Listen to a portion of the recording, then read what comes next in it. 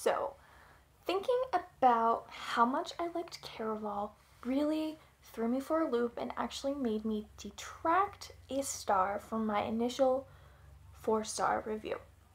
So, for me, Caraval is a 3-star review, and let me tell you why. And spoiler alert, I really go into why this book drove me crazy, so if you're not looking for any spoilers, go away. So I really struggled between liking and not liking Caraval.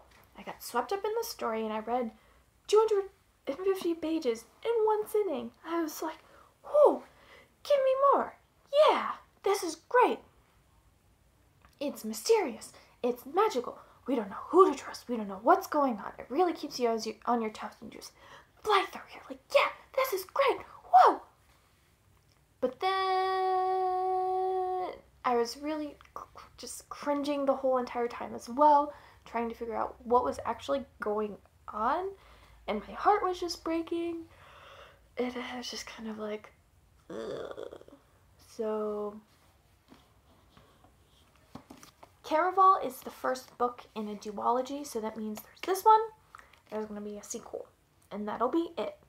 Thank God. From the description in the book jacket, it talks a lot about magic and sisterhood. It says right here, a legendary competition, a mesmerizing romance, an unbreakable bond between two sisters. I was really disappointed. There wasn't much in the book, actually, about the relationship between the main character, Scarlet, and her sister, Donatella. More time was actually spent talking about clothing and their dresses, which is incredibly annoying. No one cares what you're wearing. Develop the relationship of the sisters. But I'm getting ahead of myself. Scarlet spends most of the book claiming to care so much about her sister. I get it. I have a younger sister too. And Scarlet is giving all of these examples about Donatella kind of being a crappy sister who doesn't seem to care about Scarlet at all. She's very selfish. And with Donatella missing for most of the book as a captive of Legend, the master of Caraval, we don't really grow to care about their relationship, and it's not as developed and it's not as strong as it should have been before the game begins. I blame that on the fact that there wasn't even much of the story put forth to develop the island of Trada, where they grew up, and that's where we meet them, and it's kind of just like, here are Scarlet and Donatella, oh, and this Julian guy, oh, and their dad really sucks, and let's go to Caraval. That's it, and there's no development in this part of the story as to why we should even care about these characters. Blech. Sorry, I have my notes over here. So Scarlet's relationship with men are really the focus of this book, which is a really sad flip-flop from it being about sisterhood to it being about relationships with men, because feminism. So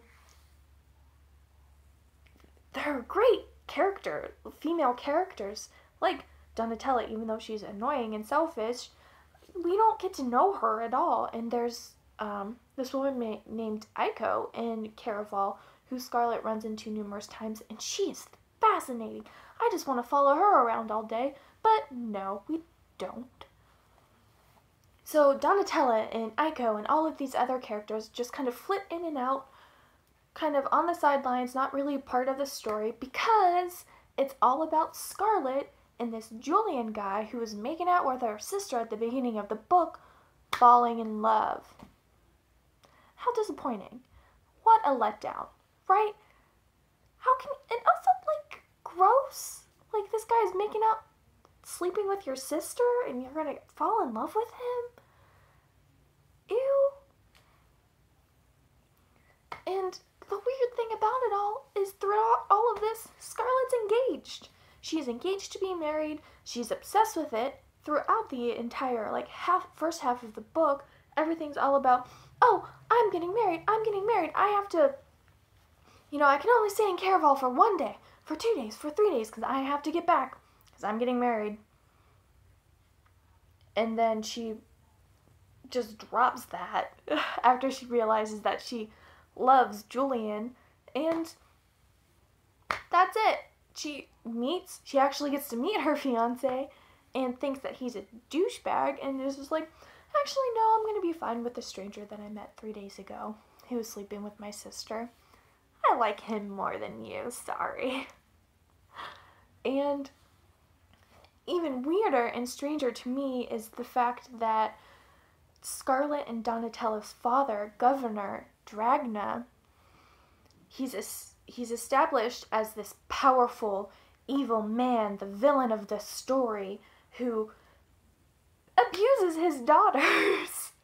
And he's a control freak, and he is going to send Scarlet and Donatella off to live with Scarlet's fiance. Like, Scarlet and this no-name guy are going to get married and take Donatella with them?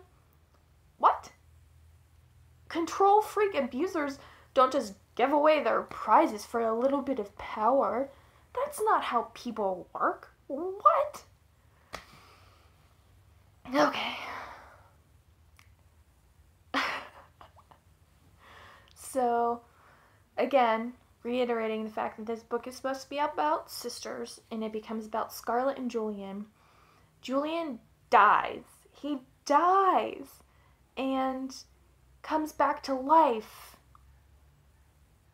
And so at the end of the book, there's this whole Scarlet and Julian love fest because they are back together. Whoa! But that's so disappointing. It's such a letdown because he betrayed her, but she's still in love with this strange, mysterious guy. And so I just wish she had never interacted with him again. She had just saw him and just walked away and went to go find her mom, because apparently their mom's alive and, off somewhere. Like, go find your mom. Go do your own thing. Live your life. You're free now. Don't get captured back to a relationship with a man. Go feminism, All right, final thought before I'm done. I really hate the ending of the book, as you can tell. And the story is just so wrapped up in itself, and it just, here's everything that's happening. But then it leaves you hanging. It's like the author didn't know how to end the story, so she gave you a cliffhanger and decided to write a second book. Like, nothing wraps up. There's no conclusion. It's just kind of, here are all of these things that happen. Oh, but here you go. Cool. Scarlet's experience throughout this carnival is just awful, and there's no resolution for her. She's still kind of flabbergasted at everything that happened, and then she kisses Julian and the book's over. Like, what? And we get a little glimpse of, something is going to happen again with Donatella and Legend, like, their relationship's not over.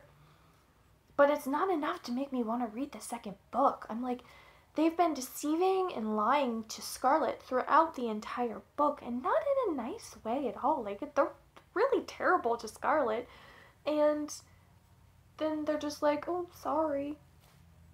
Let's be sisters again. It doesn't add up. The payoff isn't good with everything that's happened, all of the mystery and the deception. Not a good payoff. And, the whole story revolves around Donatella sought out help from Legend to save them from their abusive dad. So, Legend brings them to Caraval to fake their death so that they can go be free. There are better ways to do that. Like, send them a ship, fake their drowning, and let them go off and be free. help them escape in a nicer fashion. It's just, this book really flabbergasted me.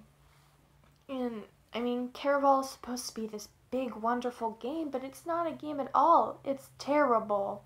There's no circus carnival elements to it either. It's terrible. It is a terrible place, full of deception and mystery, and not enough cool magic for me.